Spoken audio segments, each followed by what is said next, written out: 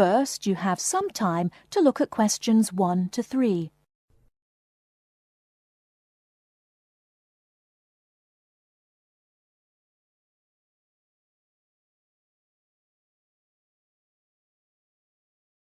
Now we shall begin. You should answer the questions as you listen, because you will not hear the recording a second time.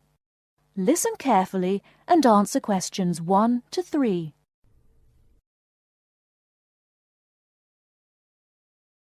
Many of you already have a reasonably firm idea of the general subject area you wish to study.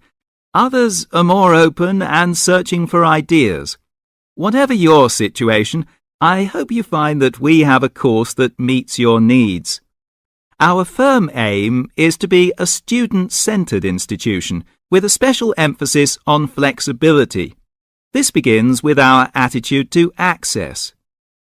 We judge people on their motivation and commitment to study as much as, if not more than, formal qualifications.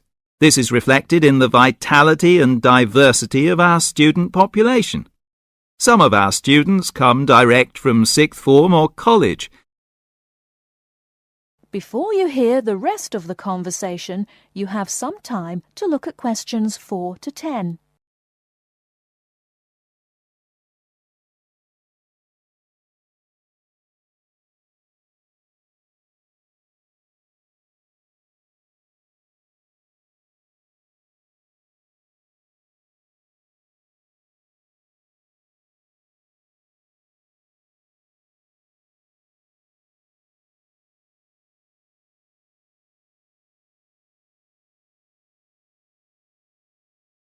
Now listen and answer questions 4 to 10. Others are coming into higher education after a short or long gap from formal education. Some are seeking a specific set of skills with a particular job or profession in mind. Others are retraining or studying to give their careers a new direction or dimension. Some are learning about the very latest scientific, technological and commercial knowledge. Others are stretching their minds on sensitive environmental, social and cultural issues.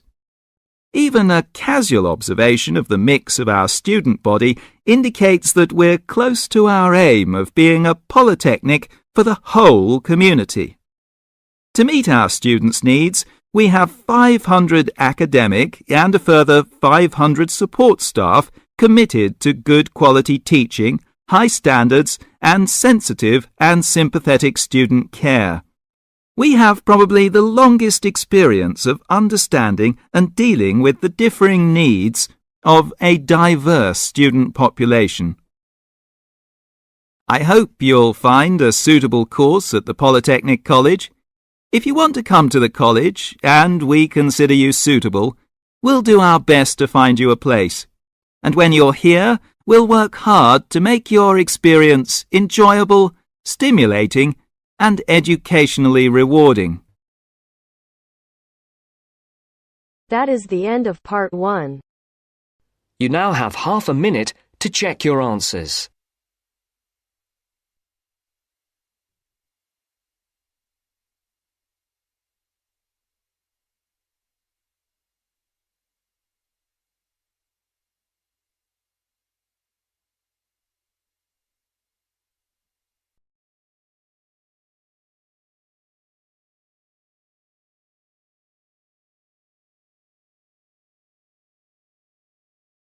Now turns to part 2. Part 2. Everyone knows that we have achieved a huge amount in terms of space exploration. First, you have some time to look at questions 11 to 16.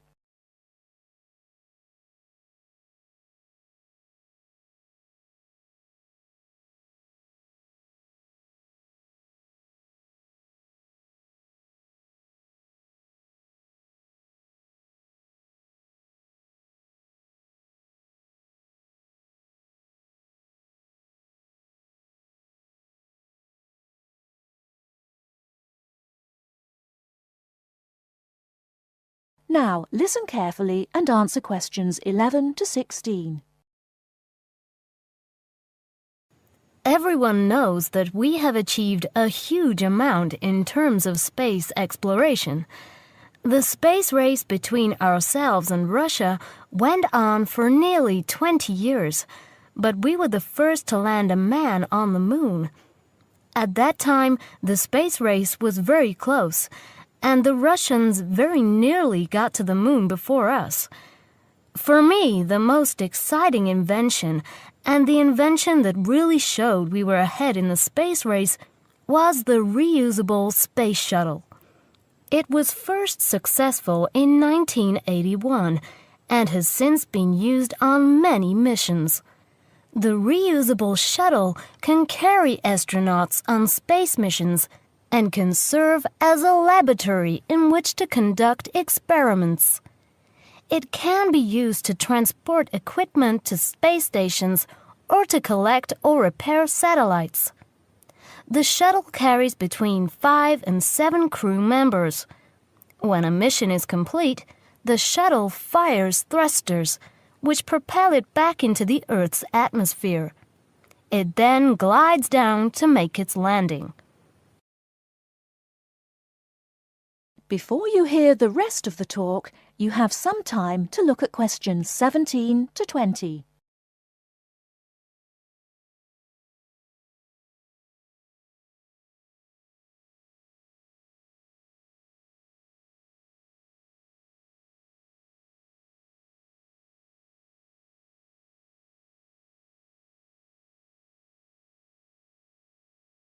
Now listen and answer questions 17 to 20. Although the remains of very early ovens have been found in many parts of the world, it was here that they were first used frequently in people's homes. In ancient Greece and in other parts of Europe and Turkey, people used ovens to bake bread. But it seems there was only one large oven that everyone shared. Here, the remains of villages from 5,000 years ago show that each mud brick house was constructed with an oven, and that baking bread and perhaps cooking meat was very common. The ovens were made of clay and shaped like a beehive. Inside they had shelves, so that a number of loaves could be cooked together, and an opening at the bottom from which ash could be removed. That is the end of part 2. You now have half a minute to check your answers.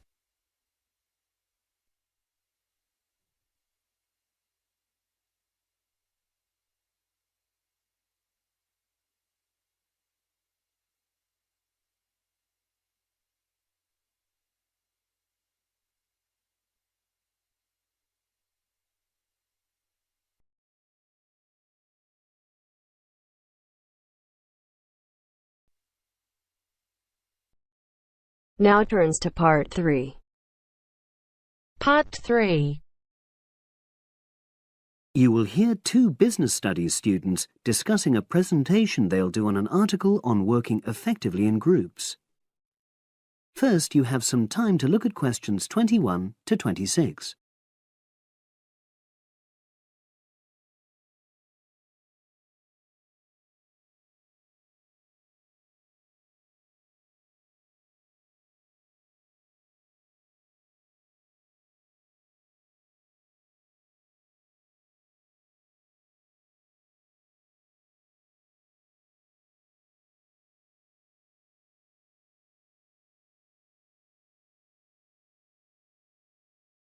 Now listen and answer questions 21 to 26. So, Brad, what did you think of the article on group work? Oh, hi, Helen. Yeah, it was pretty good, with helpful pieces of advice on how to make group work effective. I think we were lucky to be given such a straightforward text to present at the management skills seminar. Yeah. Actually, shall we discuss it now? Have you got time? Sure. It's only a 10-minute presentation, so we just need to explain and then give our views on the main points raised in the article. I'll jot down some notes. Right. So, there are 3 main sections. I suggest we start with listening. Yeah, effective listening in groups because it's not something that's frequently covered on courses in our field. No, and we should say that in the presentation. Yeah, and also effective listening's pretty simple, you know. I don't think it's hard to learn. Well, people think it's easy, but in my experience, most of us tend to be very lazy listeners. Okay, I wouldn't argue with that.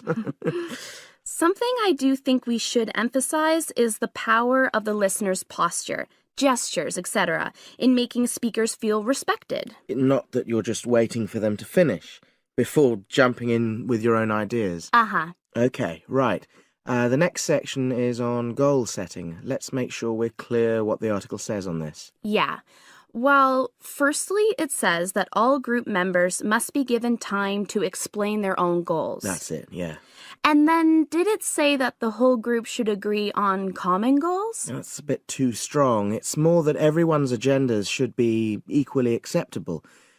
But it does say that goals have to be realistic, you know. Achievable within a particular time? You've got it. That's really what the article's saying. There isn't really any point in having ideals if group members know they won't come to anything within a reasonable period. So, I think a summary covering those points will be enough for that part of the presentation, don't you? Yeah. Now, the last section is about conflict resolution. Actually, I thought it was the worst part of the article. Me too. I don't think it went into sufficient detail on the issue. Actually, I thought it devoted too much space to it, but that it was all rather boring, you know? It didn't mention some of the more radical theories. Absolutely.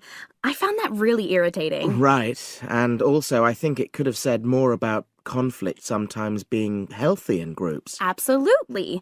It just mentioned rather glibly about how we should avoid thinking of winners and losers, and that quick resolution of conflict is always desirable. Without explaining what these terms mean? Well, it gives quite detailed definitions, but doesn't develop a proper argument. Right. So, for the presentation, I think we just give some definitions and then explain what we felt were the weaknesses in the article's treatment of conflict resolution. Yeah, good.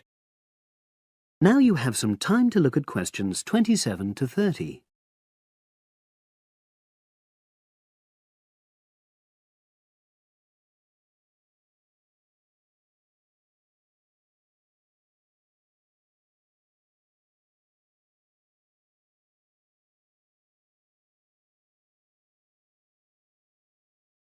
Now listen and answer questions 27 to 30. So, let's think about what we have to prepare for the actual presentation. Well, I suppose we'll use PowerPoint, but I'm hopeless at using it, especially if it has any visuals.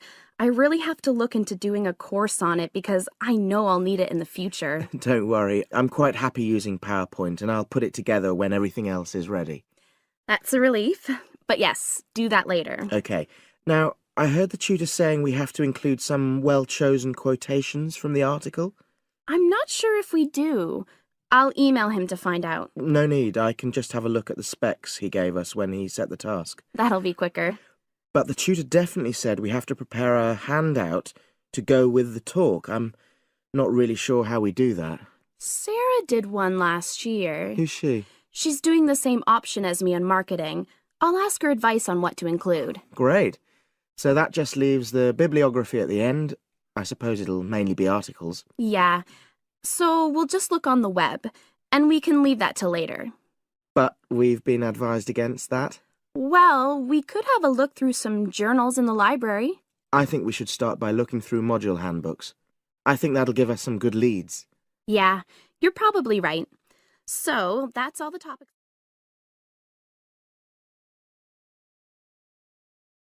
That is the end of part 3. You now have half a minute to check your answers.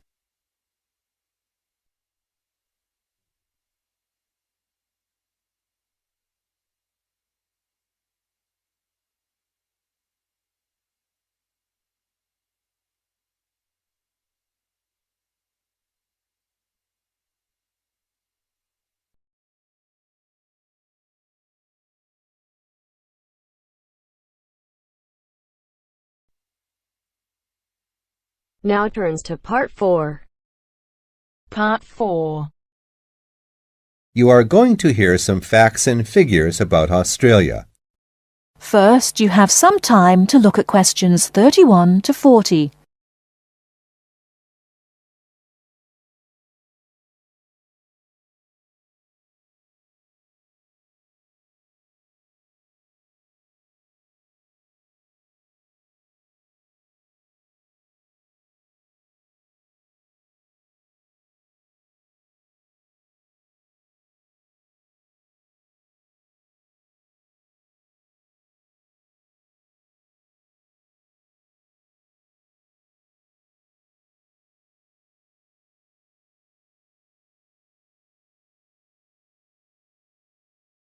Now, listen carefully and answer questions 31 to 40.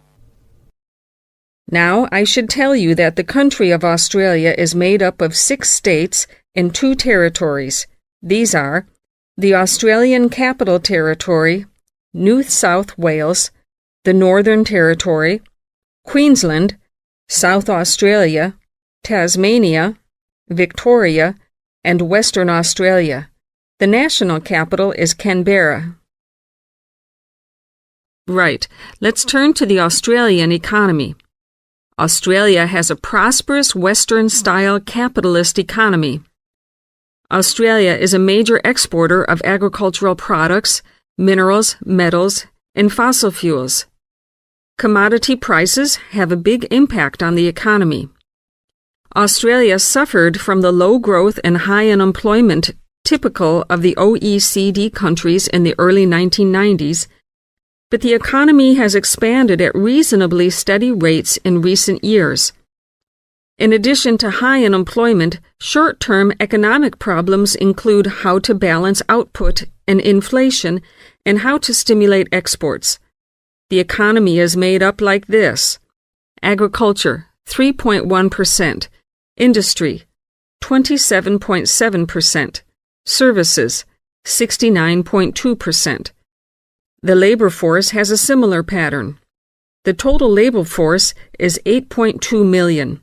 34% work in finance and services, 23% work in public and community services, 20% work in the wholesale and retail trade, 17% work in manufacturing and industry, and 6% work in agriculture. What are the chief industries of Australia?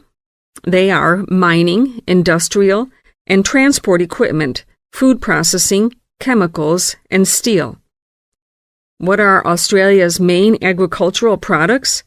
They are wheat, barley, sugarcane, fruit, cattle, sheep, and poultry. And who do we sell our products to? At present, our chief export market is Japan, which takes 24% of our exports. After that, South Korea takes 8%, and New Zealand and the U.S. each take 7%. In years to come, however, we expect China to become a significant trade partner.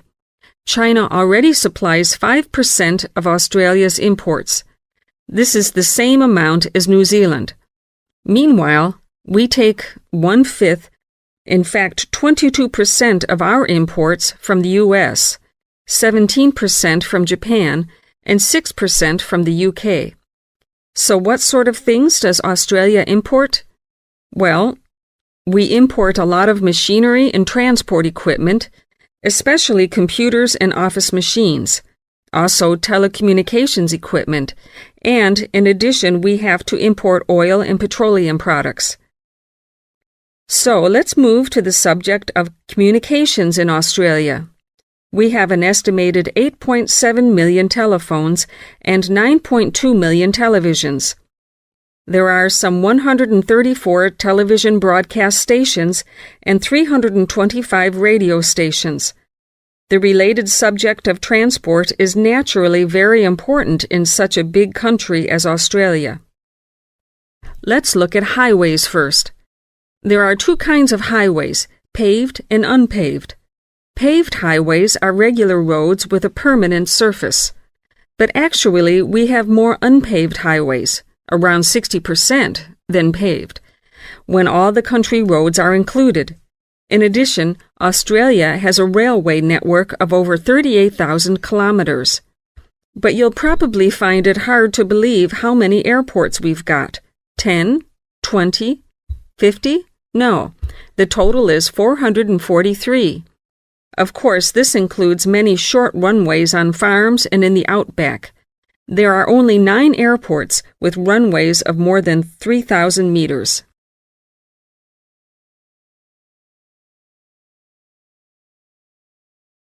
That is the end of part 4. You now have half a minute to check your answers.